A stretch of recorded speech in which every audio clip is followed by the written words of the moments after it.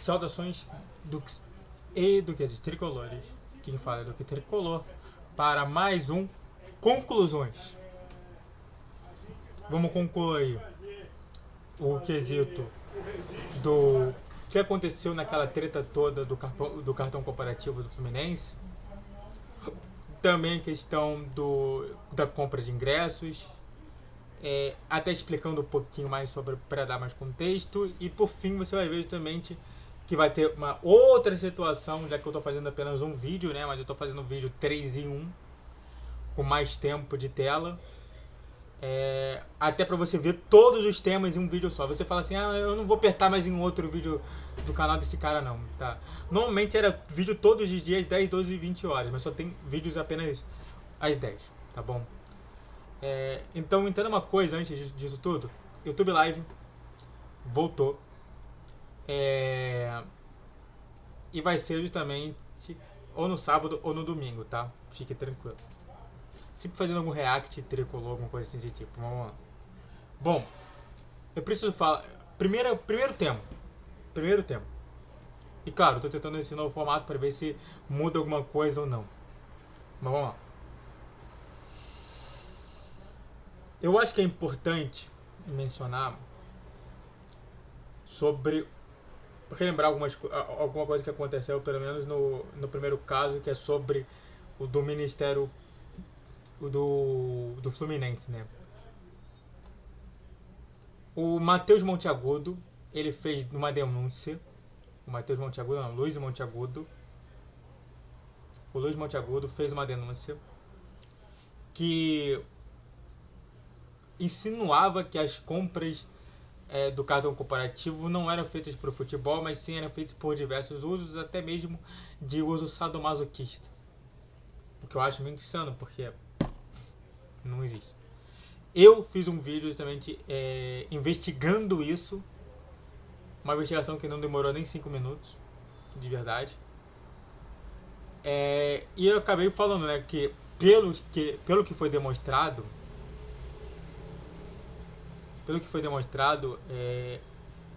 pode-se concluir que tudo que foi dito pelo Mário Bittencourt estava correto. Mas é claro que tem que haver uma investigação, até porque se há uma comunicação de crime, há uma investigação. E claro que eu estarei aqui justamente para ver isso tudo, para observar isso tudo. Então, houve uma investigação e qual que foi o resultado, né? É importante comentar. É esse aqui, ó. Bom, nota oficial. O Ministério Público do Estado do Rio de Janeiro arquivou o pedido de investigação feito durante disputa eleitoral à presidência do Fluminense sobre supostas irregularidades no uso de cartões de crédito corporativos do clube.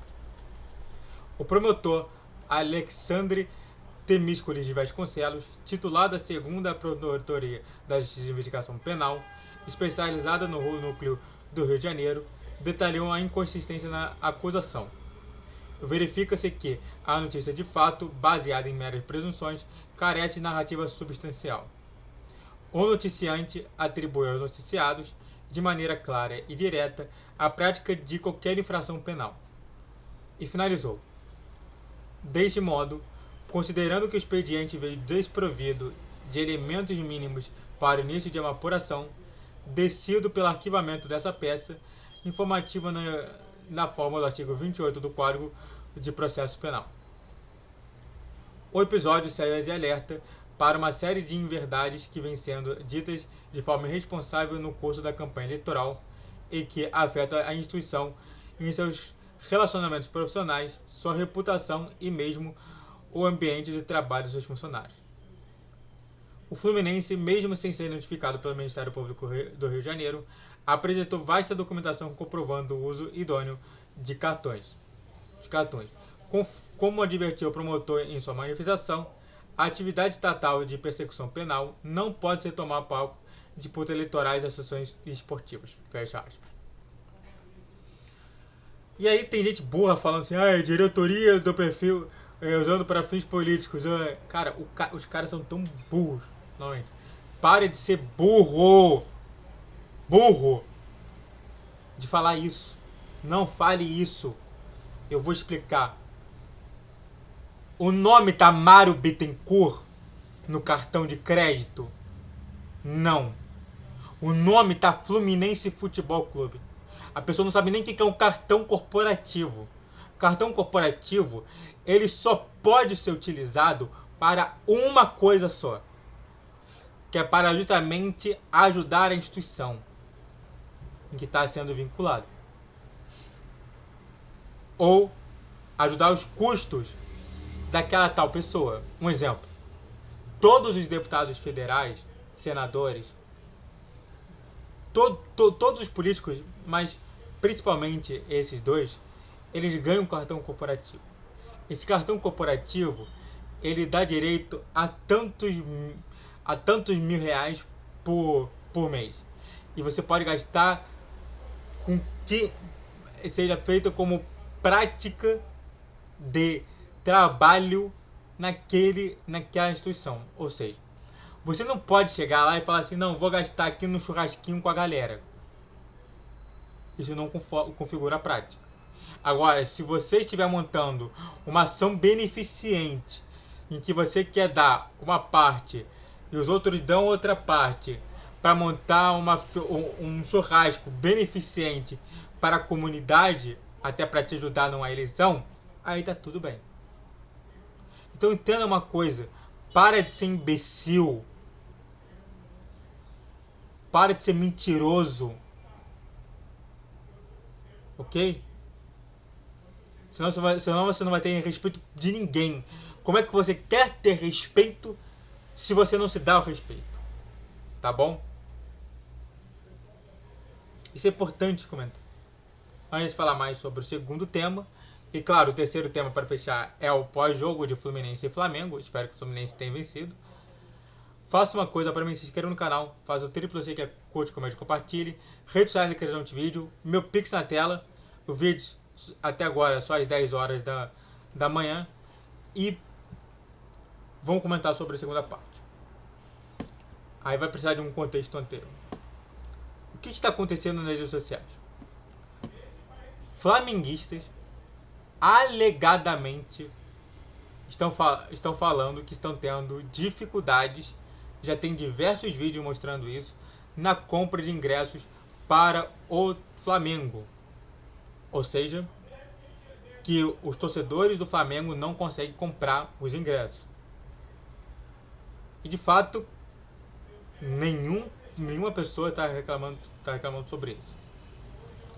Mas vamos lembrar, antes de qualquer outra coisa, que quando era também Fla-Flu no mando de campo do Flamengo, os torcedores do Fluminense também estavam tendo dificuldade de comprar. Não foi apenas num caso somente de um lado ou outro, não. E é claro que vai ter uma explicação do Lessa e vai ter uma explicação minha, tá bom? Vamos lá. Vou contar sobre isso. Saindo daqui. Bom, sobre os problemas na venda de ingressos para o Fla-Flu, os clubes estão conversando desde cedo para entender o que está acontecendo. Desde cedo é dia 17, mas com certeza há um tempo atrás. A Futebol Kart é tiqueteira responsável pela venda de bilhetes para os dois clubes. A FENG é responsável pelo sistema de sócio dos dois clubes. Por que isso acontece?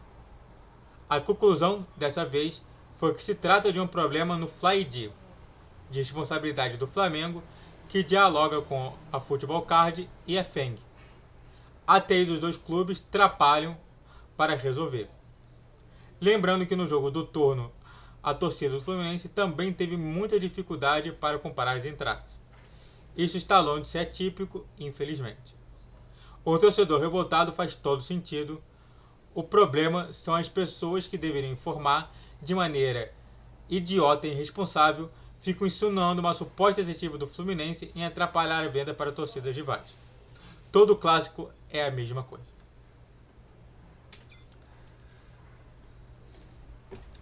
Na minha concepção, há muito mais um problema de TI de qualquer outra coisa.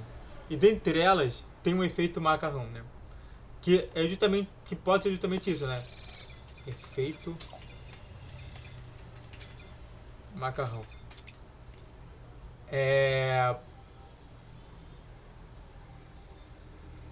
Nesse caso é feito espaguete. Espaguete.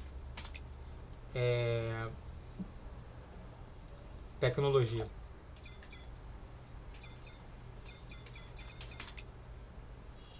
Não é esse aqui não. Que pode ser isso aqui, ó. Vamos ouvir aqui. Em tecnologia, o termo efeito espaguete geralmente se refere ao diagrama de espaguete, Spaghetti Diagram, uma ferramenta visual utilizada para mapear e analisar o fluxo ou movimento de pessoas, materiais, informações ou processos. Diagrama de espaguete na tecnologia e gestão. E aí você tem vários aqui, né?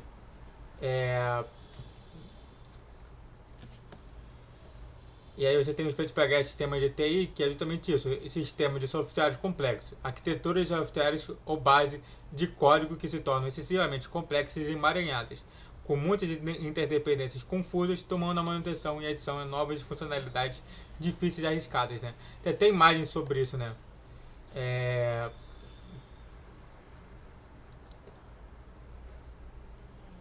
Que é, assim, é o próprio espaguete, né? Que como é que é a situação, né? É um emaranhado de informações, né? Eu vou até mostrar aqui pra vocês. Eu vou pegar aqui essa imagem aqui. Cadê aqui? Eu vou pegar essa imagem aqui pra falar sobre isso. É como se realmente a gente não soubesse aonde. Vamos pegar esse aqui. Mas aí toca nisso aqui. Então, isso aqui já dá um problema. Aí toca nos outros. Aí você não sabe qual que é qual. Então, se você pegar, por exemplo, esse aqui específico, você realmente tem vários problemas de informação. E é isso que funciona o efeito espaguete, tá? Vamos ver justamente, né, como é que vai ser resolvido esse caso, se foi resolvido. E espero que a gente tenha vencido esse jogo, tá bom? Dito isso, vou ficar por aqui. Mais tarde vai ter o meu pós-jogo de Fluminense e Flamengo. Espero que a gente tenha vencido. Amém. Se inscreva no canal. Faça o triplo que curte, comente e compartilhe. Rede social da Criação de Vídeo. Vídeo G10, 12 20. Vídeo todos às 10 horas por enquanto. Pix na tela. E não se esqueça, ainda tem mais vídeo, hein? Valeu, guerreiro e guerreira tricolor. Até a próxima. Será que geramos uma crise no Flamengo? Bom, saudações Dux e Duques tricolores. Aqui quem fala é do Tricolor, vamos lá. Para mais esse vídeo, né? Se lembra, tá colado, então você tá vendo lá, você tá vendo aqui, que é completamente outra situação. Bom, vamos lá. 2-1. 2-1. Só para ver aqui que eu não peguei quem foi o gol do Flamengo. Eu sei que o gol do Fluminense foi de Lúcia Costa e Serna. E o gol de Jorginho de pênalti. Bom, eu vou tirar tudo, ó. Vou tirar todos os elefantes brancos, tá? Senão a gente não vai começar bem. Sabe, tem aquele meme do botão do pânico, que é o seguinte: o cara tem que escolher entre duas opções, sendo que uma delas é para admitir que a outra tá errada. Então, a primeira opção é: foi pênalti pro Flamengo e o René errou, ou não foi pênalti pro Flamengo e o René não errou. Se você quiser atacar ele por isso, desculpe, mas na minha concepção não foi pênalti, tá? Eu acho que ele estava muito colado, o movimento natural para depois ele não cair com o braço assim, ele fica fazendo esse movimento. Então, na minha concepção, não foi pênalti. Isso tira o mérito dele ter sido o pior do jogo? Claro que não. 2 erros, um no primeiro tempo, outro no segundo, fazendo uma transição para o meio de campo. que poderia ter dado um gol para os caras. Um jogador que joga na defesa, quando ele erra um toque no meio de campo, normalmente ele abre uma brecha muito forte para o ataque. Tá? Então, na minha concepção, eu já considero isso daí pior. Diversas vezes, né? A primeira ele tentou pro Martinelli, não conseguiu. A segunda ele tentou pro Samuel Xavier, que tava mais no meio, e também não conseguiu. Tá? Desculpa, vou ter que beber bastante água. Segundo. Então esse aqui é o segundo. Já tirando ali, então pior foi o René. Terceiro. Foi pênalti do Thiago Silva no Bruno Henrique? Bom, ao meu ver, o Thiago Silva não teve intenção de chutar o Bruno Henrique. Aliás, o Thiago Silva já tinha feito o movimento e o Bruno Henrique entrou na frente. Então, na minha concepção, correto a não marcação do pênalti. Tá? Mas era claro que o juiz poderia ter dado, e eu falei pra vocês que o meu medo não era o jogo, não era os 11 contra as 11, mas sim o que o juiz faria. E o juiz poderia ter dado o pênalti. Poderia.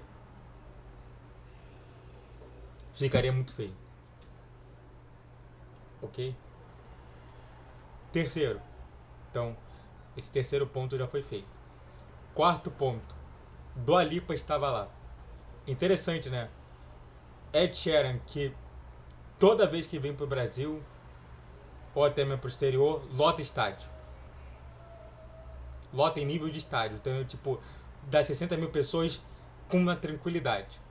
Ela nem precisa... a pessoa só precisa existir. Aí você teve o Bruno Mars, que também faz a mesma coisa. Só precisa existir. Existir 60 mil pessoas! Ei, dando dinheiro pra mim. É só isso. E agora, Dua Lipa, novamente, mais uma vitória do Fluminense. Terceira vitória seguida quando tem algum astro ali. E sempre no Fla-Flu, né? Impressionante. Ganhamos o Fla-Flu do Ed Sheeran, ganhamos o Fla-Flu do Bruno Mars, ganhamos o Fla-Flu da Dua Lipa. Novamente, os três que lotam o estádio inteiro. Salve, Dua Lipa! Obrigado, Dua Lipa! Obrigado. Sem você a gente não teria vencido. Também, mais uma situação interessante, né? A gente tá tirando tudo. Porque eu tô falando pouco desse jogo. Você tá entendendo? Esse jogo foi pelo Celso Barros, que faleceu, tá? Que a torcida do Fluminense aplaudiu e colocou Celso Barros, tá? Eu gostei disso, eu gostei que a torcida abraçou o Celso Barros no falecimento dele. E também foi pela bênção do Papa Leão XIV,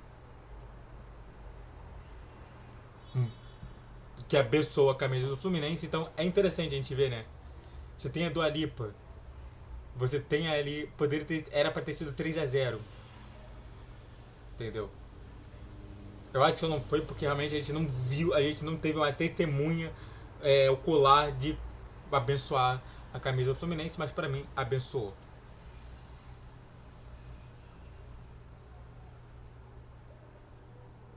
Tirando isso, o Fluminense foi muito bem no primeiro tempo.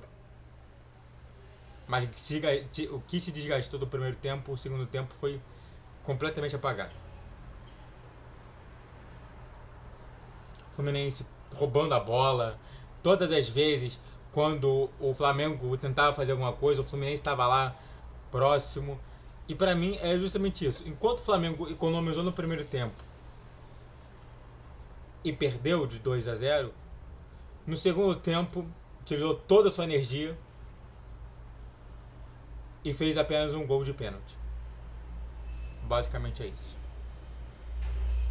Com destaques, com o gol que o Canóbio não fez, Outro destaque, a cabeçada do Eric Pulgar no segundo tempo. O gol do Canóbio foi o gol que o Canóbio não fez no primeiro tempo. Também destaque em diversos momentos em que o Fluminense estava pressionado e saiu muito bem. Destaque muito negativo ao Rossi, que não poderia ter feito aquilo que fez. Se você não consegue dominar a bola direito, você dá o chutão. Ele tentou parar a bola, e quando ele parou a bola, deu time pro Serna simplesmente pegar e só tocar pra rede e fazer o segundo gol do Fluminense. Já no primeiro gol, jogada desde o lateral, promovida por Samuel Xavier, toque de Serna pro Everaldo acha Lúcia Costa, que chuta muito bem e faz o primeiro gol, 1-0. Tentativa muito forte ali do Flamengo. René toca a mão na bola, dá pênalti pro Flamengo. Jorginho chuta bem deslocado, chuta bem, mesmo com que o Fábio tivesse na mesma direção, faz o 2-1. E novamente, menção também desonrosa, que não era para 7 minutos, era para no máximo 5. Depois ele deu mais 1 minuto de acréscimo. Aí tá certo, porque aconteceu o gol, então teve que acontecer o acréscimo de mais 1 minuto. Então tá bom. Dito isso, também quero falar sobre as 3 duplas que eu quero mencionar, mais o Fábio e mais o Luiz Obeldia. Eu acho que a primeira dupla, que foi uma dupla bem sólida e que está se mostrando cada vez mais sólida, que é Thiago Silva e Lúcia Costa. Thiago Silva defensivamente, em diversos momentos em que o time está precisando ter um controle maior, o Thiago Silva está lá. E quando precisa dar um ataque bem junto ali, o Lúcia Costa consegue muito bem. 2 destaques que não entraram no jogo foi justamente o Lima e o Ganso. Mas eu acredito que o Lima e o Nonato, né? Mas eu vou também colocar o Ganso aqui.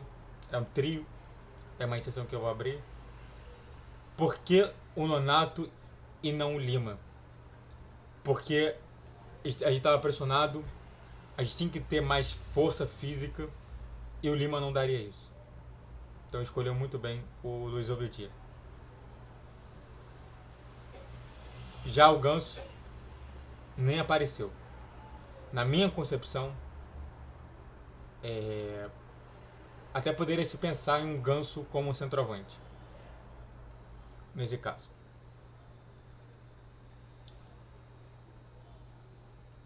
Os 2 pontos, que eu diversas vezes reclamo, tanto o Serna quanto o Canóbio, se desgastaram bastante. Apenas o Canóbio ficou, o Serna acabou saindo. Tive que o Serna acabou saindo. O Serna acabou saindo para a entrada de Ignacio, para fortalecer mais ainda a defesa. O Canóbio ficou junto com o próprio John Kennedy. Mas os 2 jogadores que puderam se desgastou. Fábio, muito bem, em 2 lances, tanto no primeiro tempo quanto no segundo tempo, em que ele se esticou e eu não acreditei que ele conseguiu agarrar. Fez milagre de novo. E o técnico Luiz Obeldia, para mim, falhou em entender que deveria ter feito as substituições mais cedo para tentar continuar com essa energia, mas se resolveu que realmente, mesmo com mais energia, se manteria a situação do jogo. Dito isso, vencemos. O pior do jogo, como falei, é o René. O melhor do jogo, o Lúcio Acosta. Eu vou colocar melhor do jogo a Dua Lipa. Eu vou tentar achar aqui a imagem da Dua Lipa, eu vou colocar. E o melhor do jogo dos caras pra mim foi o Léo Pereira. O Léo Pereira, deixa eu ver aqui. Deixa eu ver aqui uma coisa. É importante.